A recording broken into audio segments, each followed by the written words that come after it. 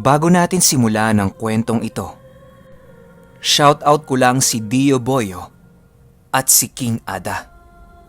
Happy 8th anniversary sa inyong dalawa. Naway kayo na panghabang buhay. Simulan na natin to. Ang kwentong ito ay hango sa totoong buhay. Karanasan ito ng loyal kong warrior member na si Dio. Taong 2009, Central Bikutan, Taguig.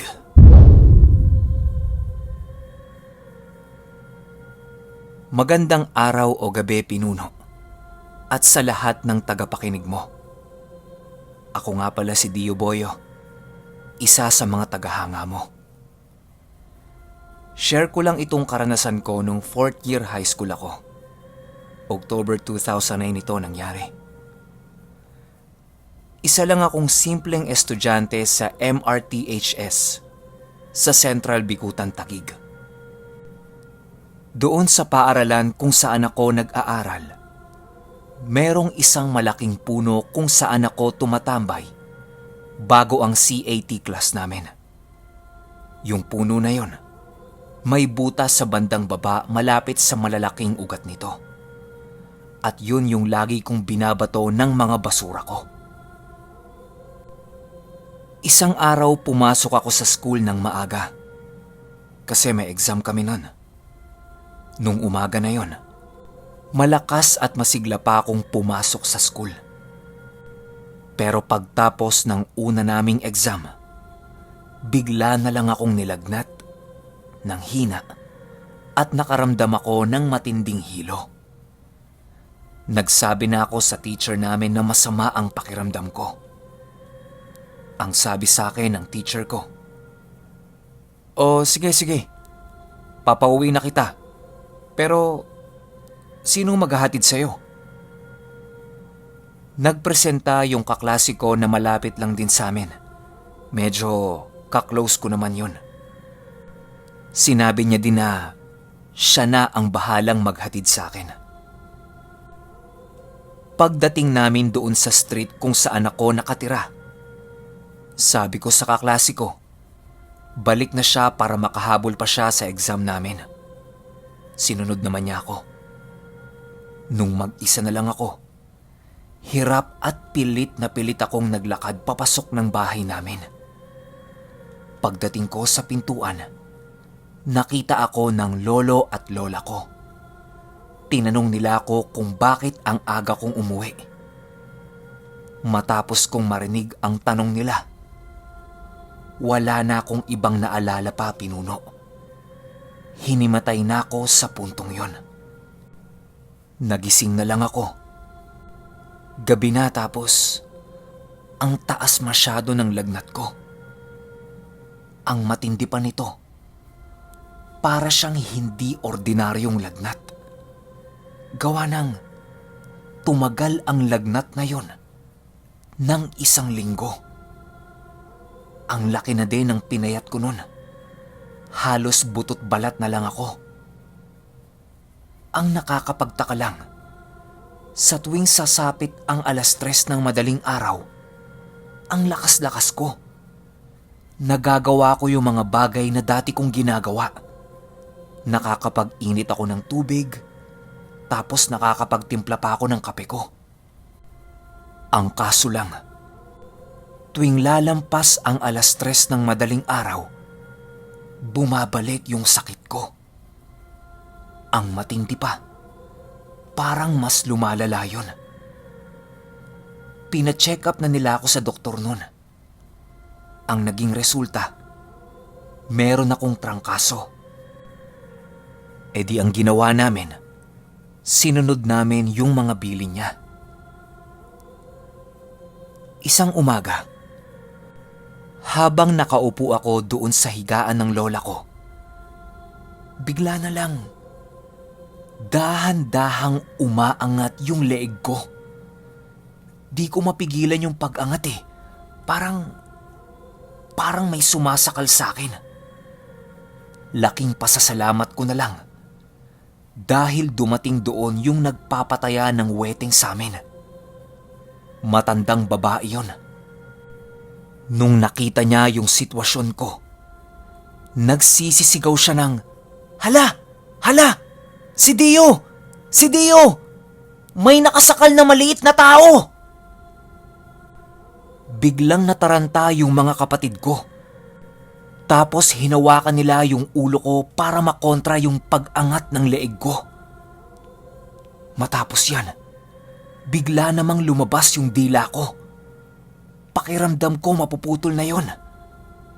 Mabuti na lang, ando doon yung kapatid ko at sinalpakan niya ng kutsara yung loob ng bibig ko. Habang nangyayari yan, tinanong nila ako kung kaya ko pa ba. Sumasagot ako sa utak ko ng, kaya ko pa, kaya ko pa. Pero sa hindi malamang dahilan, bigla na lang umiling yung mismong ulo ko. Nung nakita nilang umiiling ako, nag-iyakan silang lahat. Maya-maya pa, medyo kumalma naman ako at yung tensyon sa bahay nawala na rin. Dumating yung tita ko kasama yung pinsan kong bata. Ang sabi ng tita ko, ipapatingin niya yung pinsan ko sa albularyo kasi namumutla yung mga mata nun. Ang sabi ng doktor, wala itong infection o sore eyes. Hindi nila alam kung bakit namumula yung mata. Sinundo nila yung kilalang albularyo sa amin. Pagdating nito sa bahay, sinabi lahat ng tita ko yung sakit ng pinsan ko. Pero itong albularyo, panay ang tingin sa akin na hindi ko naman alam kung bakit. Nung tapos nang magsalita yung tita ko, biglang nagsalita yung albularyo ng, "Hindi yang anak mo ang dapat kong gamutin. Walang sakit yang anak mo. Namula lang yung mata niyan. Kakakamot.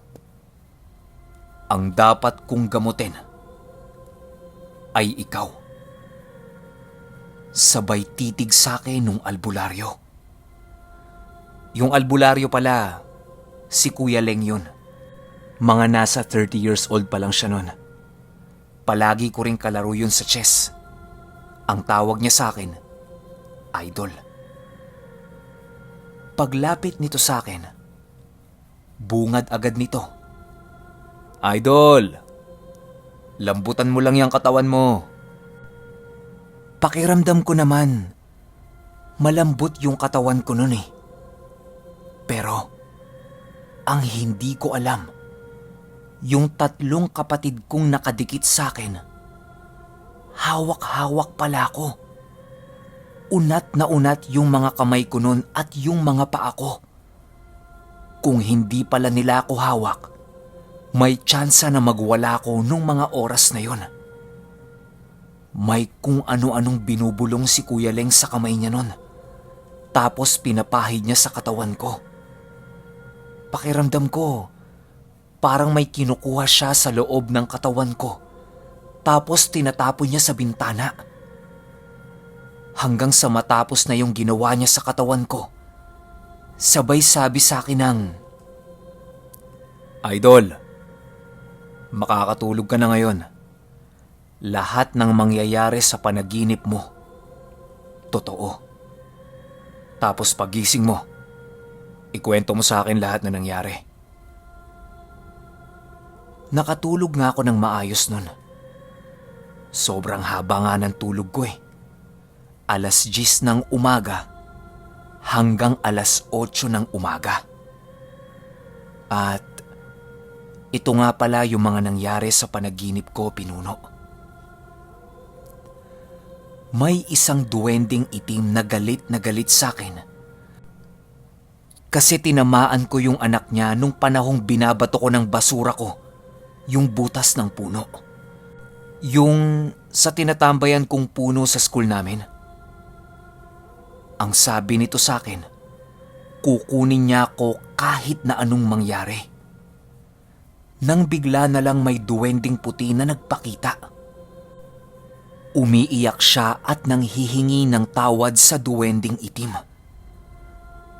Tapos bigla na lang akong napunta sa harap ng puno. Tinanggal ko ang lahat ng basura doon. At sa isang iglap, nagising na ako. Pinapanood pala ako ng kapatid ko habang natutulog. Tanong nito sa akin, "Ano kuya? Magaling ka na ba?" Ang sabi ko, Hindi na ako nahihilo. Nawala rin ang sakit ng ulo ko. Siguro, okay na ako." Pinatawag agad nila si Kuya Leng at sinabi niya sa akin na, "Nagalit sa'yo yung duwending itim kasi tinamaan mo sila." Banat pa nito sa akin, "Di ba, idol? Nakakakita ka rin ng kakaibang mga nilalang?" Tanong ko sa isip ko, paano niya nalaman? Nga pala, Pinuno, mula pagkabata talaga, nakakakita na ako ng kung ano-anong nilalang. Sabi ko kay Kuya Leng, "Opo, kuya." Sabi niya, "Nakikita mo na nga sila. Hindi ka pa umiwas doon. Alam mo naman ang mga duwending itim.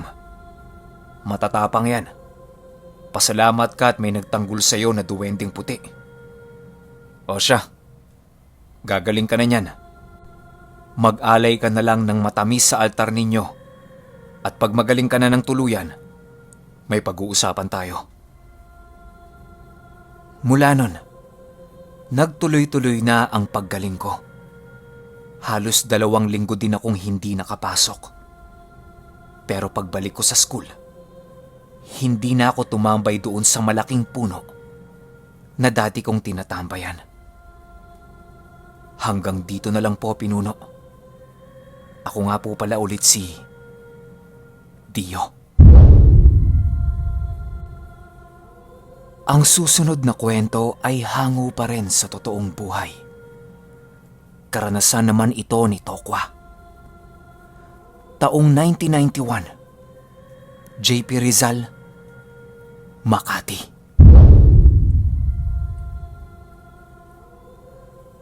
Kumusta, Berto? O mas kilala na ngayon sa tawag na Pinuno. Tagal mo nang di pumapasyal dito sa Makati ah. Anyway, ito yung kwento ko.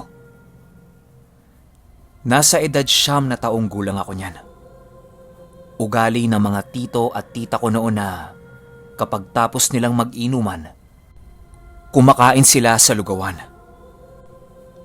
Kung naaalala mo yung lugawan na palagi nating kinakainan dati, yung lugawan sa Tejeros, yung lugaw na may lechon kawali. Paborito mo yan, di ba? Doon kami bumibili. Pero iba pa yung pangalan nun noon. At saka hindi pa ganon yung street na yon. Ngayon kasi medyo marami ng tao at magulo eh. Dati kasi, kokonti pa lang ang nakatira doon. At merong bali-balita dati na may pamilya ng aswang ang nakatira doon. Siyempre, bata pa ako nun.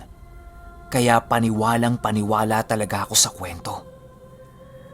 Kaya naman kapag nag-iinuman itong sila tito, hinihintay ko silang matapos para kakain kami doon sa lugawan. Walking distance lang naman yun sa amin. Ilang kanto lang ang pagitan. Gusto ko kasing malaman kung meron talagang aswang doon. Isang gabi, sakto, nag-iinuman yung mga tito at tita ko. Tapos ang topic pa nila, yung nakatira doon sa dulo ng street. Tutok na tutok akong nakikinig sa kanila nun. Hanggang sa meron silang nabanggit na pangalan na Aling Talye. Pagbanggit nila ng pangalan na yan, merong kumalampag sa bubong namin.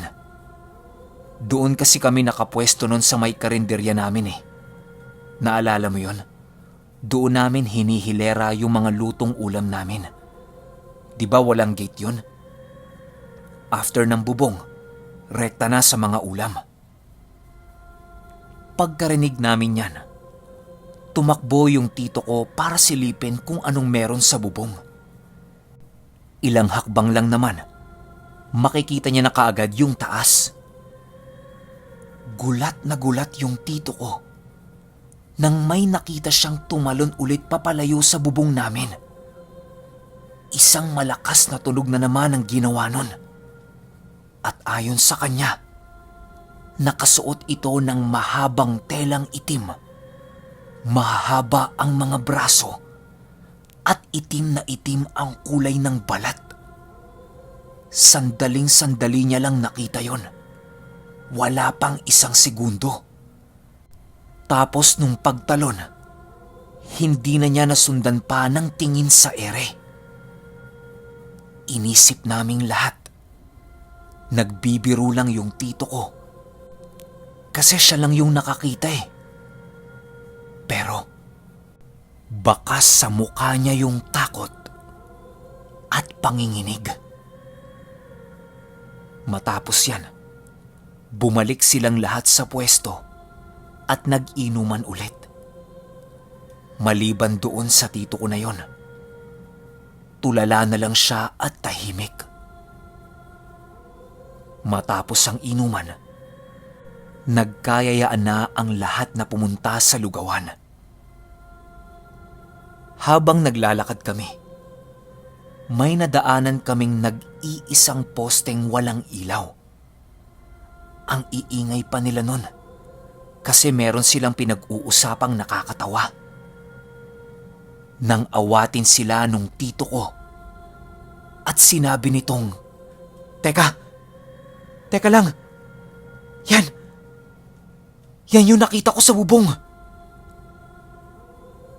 Nakaturo yung tito ko sa mukhang taong grasa.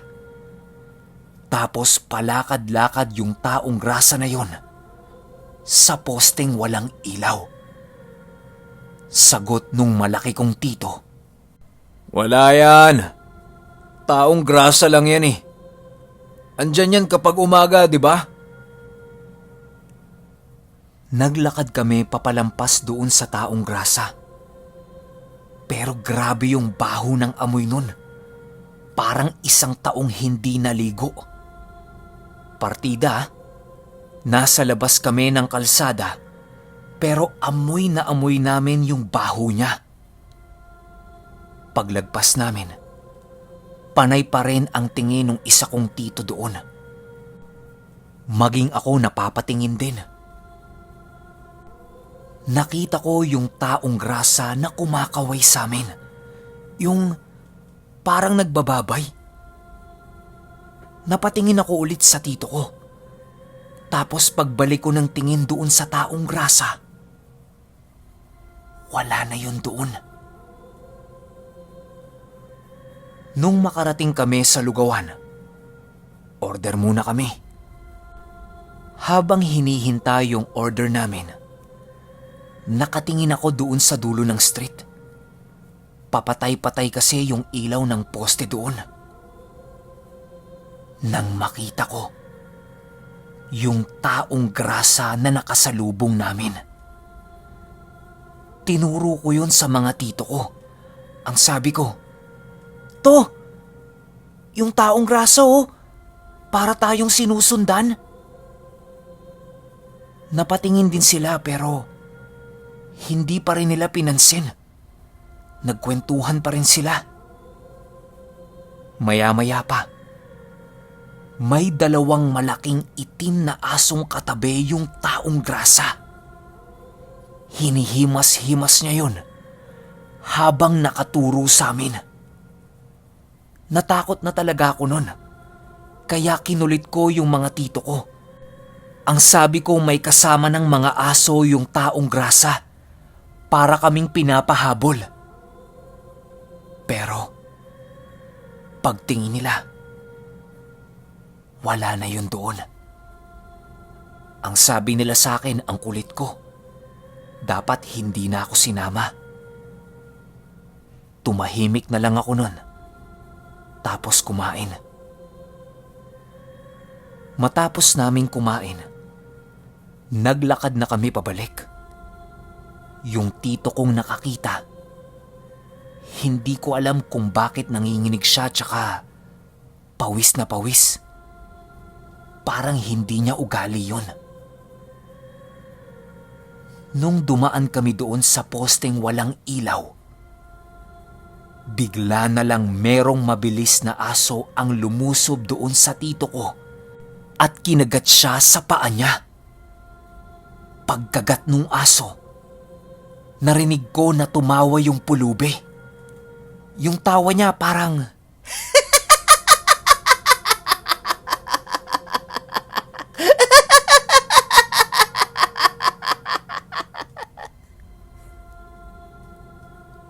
yung tawang nakakaloko. Lahat ng mga tito at tita ko nagulat. Tapos pagtingin nila doon sa sugat ng tito ko, parang kagat ng tao yung marka. Pero ang lalim nung pagkakabaon. Agad na sinugod sa ospital yung tito kong nakagat. Naging maayos naman siya nung gabing yon. Matapos ang insidente na yan, nireklamo na ng mga tito ko yung posteng walang ilaw. Bakit kasi walang ilaw yun? E daanan ng tao yun eh. Delikado talaga kasi sobrang dilim. Ang sabi nung gumawa doon, walang problema yung ilaw at wala ring problema yung dumadaloy na kuryente doon. At sa dinami-dami ng mga poste sa paligid, bakit yun lang yung walang ilaw? Wala nang naging tanong pa yung mga tito ko. Ang importante na ayos na. Matapos ang lahat ng insidenteng yan, tumigil na yung mga tito at tita ko sa inuman session nila. Bibihira na lang, parang gadaling ko na lang. Tapos gabi-gabi, kapag sumusulyap ako sa bintana, palagi kong nakikitang dumadaan doon si Aling Talye. Tumitigil siya sa harapan ng bahay namin, tapos meron siyang tinatapon na parang bigas. 4 na gabi yun. Walang patid. Makalipas ang 1 linggo, yung tito kong nakagat ng aso, kailangang operahan kasi lumalala yung kagat sa paa niya. Kaya kailangang putulin yon. Gumagapang kasi yung pamamaga hanggang sa hita niya, papalapit hanggang sa ari niya.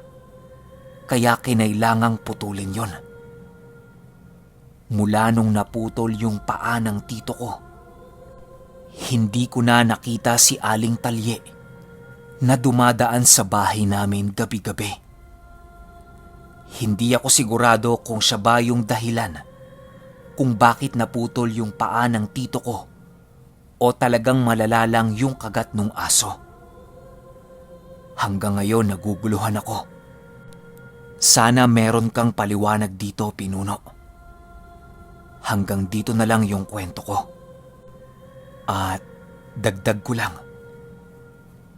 hanggang ngayon, gumagala pa rin sa paligid namin si Aling Talye.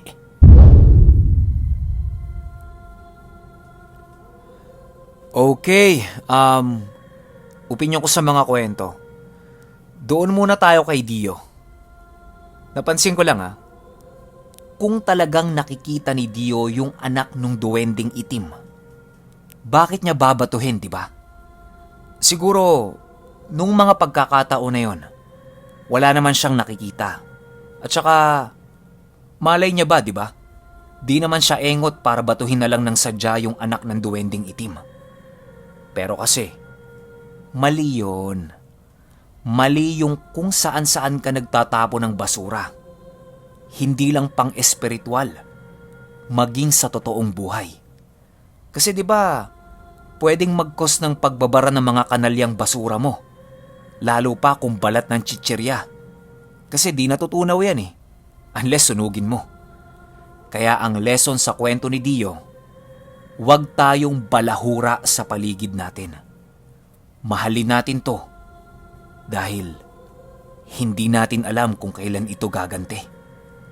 'Di ba? At doon naman sa kwento ni Tokwa, Tol, daan ako minsan dyan, lugaw tayo. Yung sa tanong lang ni Tol Tokwa, kung si Aling Talyeba yung gumawa nun sa tiyo niya o may infection talaga yung sugat na kagat nung aso. Okay, ganito yan. Kung diabetic yung tito ni Tokwa, may tendency na kailangang putulin yung paa niya para tumigil yung pamamaga. Kasi sa experience ko, 2 na sa pamilya ko ang namatay sa diabetes. Yung sugat sa paa, nagsisimula yan sa pamamaga hanggang sa maging kulay bulok na. Alam ko dapat, hindi na yan paabutin pa sa pagiging kulay bulok eh. Dapat maagapan na yun.